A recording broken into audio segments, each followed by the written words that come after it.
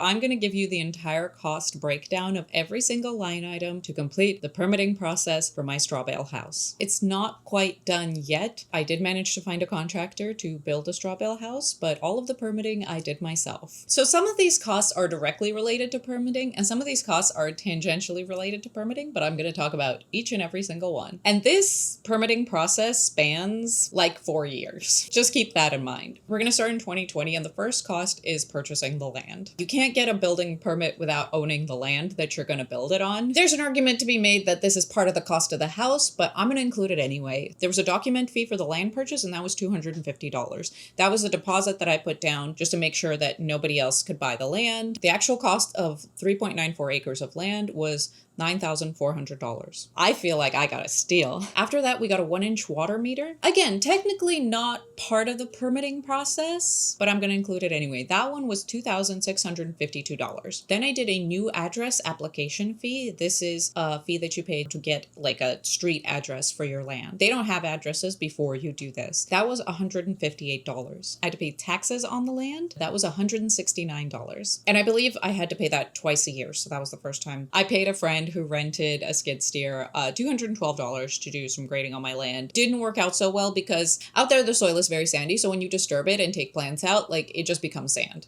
So the first grading didn't really work out because we didn't use water and tamp it down or use gravel or anything, so it just became a sand pit. You know, we were just trying things out. Technically, that one really isn't a part of the permitting process, but I'm including it because, you know, we made some mistakes along the way, and that's part of the cost of owning land, especially if you're doing things yourself.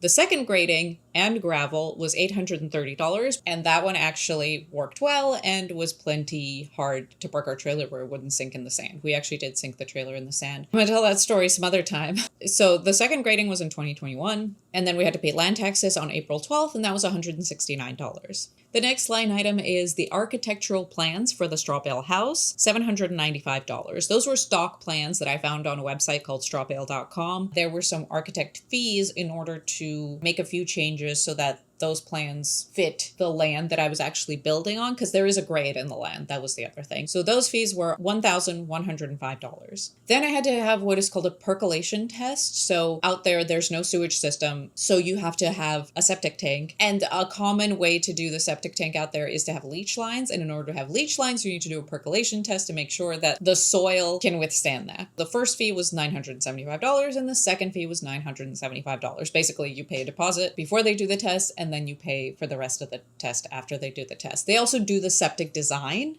for your plans, which you will need for the submittal. So that was the entire cost. Now we're in 2022. So I had to hire an engineer because it's a straw bale house and the building department wanted it to be engineered. So I went with the engineer that my architect recommended, and that fee was $1,900. That was the first one. The second architect fee was $1,232. Then I got a Title 24 report. That was $220. The Title 24 report, I believe, is an energy report. So like how much energy your house uses versus the solar panels that it has. And it has to meet a certain requirement of energy efficiency. Then I had an environmental service perk review. Some office in the building department had to review my perk test to make sure that it meet environmental requirements. That was $333. I had a fire plan review. That was $189. A fire inspection. That was $183. That might have been the sprinkler system review, because every new build in California now you have to have fire sprinklers. Land taxes, $158.86. More land taxes, $184.75. I don't know why it went up. Then the permit fee, which was $921. Then the CWMP1, Construction Waste Management Plan 1. So you have to basically submit a plan of how you're going to deal with your construction waste.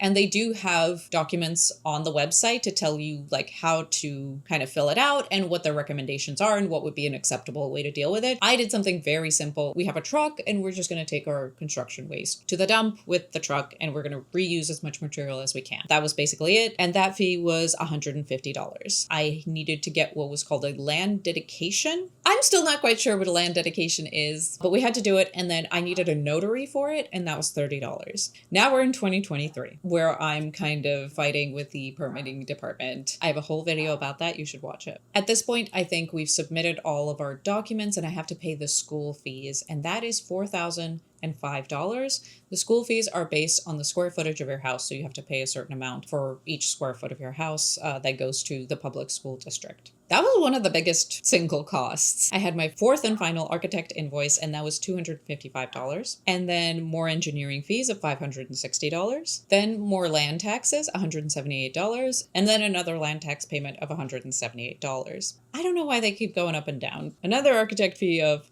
$425. These were basically just going back and forth with the building department of them wanting us to make changes. So like we had to take a lot of windows out. So there was a fee for like non-traditional building materials, I think, or just custom dwellings, and that was $1,400.25. Then I have something called drainage related requirements. That was $178. Then road related requirements, that was another $178. So these are basically just paperwork I needed to fill out, and obviously there's fees for everything that you submit. Then I had an additional plan check fee of $249 because we were still going through all these rounds of revisions with the building department. You get 3 rounds included in the initial cost of your permit, and then if you have more revisions, it's $249 per revision. All right, and now we're in 2024. So we've actually got our building permit at this point, and now I'm like, okay, I need to do something in order to not lose this permit, because it's good for a year and you have to make some changes to the land. You have to start building within the year. Otherwise, you'll have to like pay fees again in order to re-up your permit.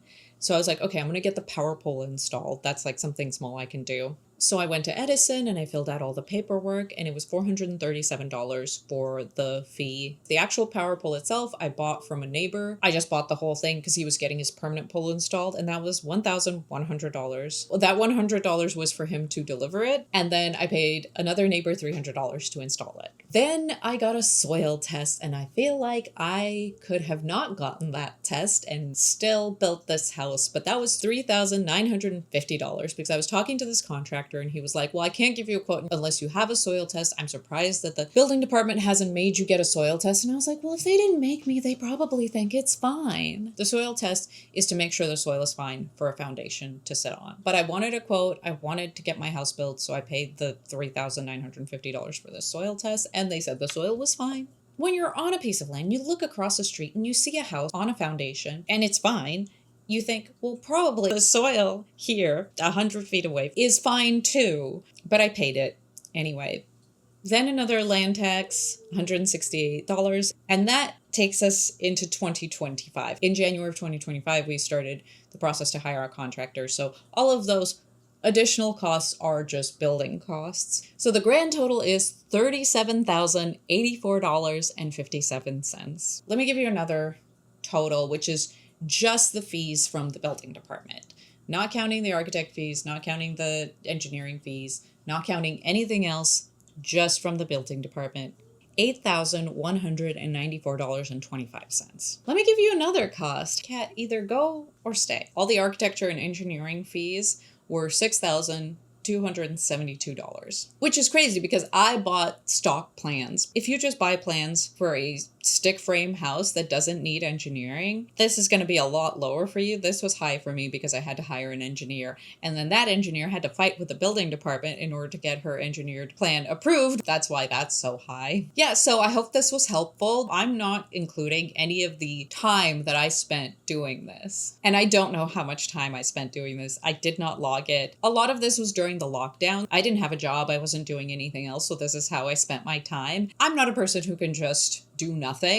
It was a good amount of time, but as you can see, it was also broken up into like 4 years. So it was really like a series of sprints instead of like one long marathon. Do all these little things, then wait for a few months. So if you're looking to do the permitting process yourself, I would recommend trying it if you can, if you have time, if you have the interest. The benefit of this was I could break up these costs during a long period of time, right? So it's like $1,000 here, $100 there, and it all adds up after 4 years, but it didn't prove to be a huge financial burden. Also, it was my first time doing it. I don't know what I was doing. So if you have any questions about the permitting process, just leave those in the comments. I'm happy to help. Of course, this was in California, in San Bernardino County. So if you're somewhere else, it will probably be different for you. As I've heard, no two building departments are the same. Subscribe to the channel if you want more straw bale content, DIY content. I'm just getting started, so I have a lot of content planned. So please subscribe and like like the video and do all the things to help me. I'm trying to provide as much useful content as I can. Thank you.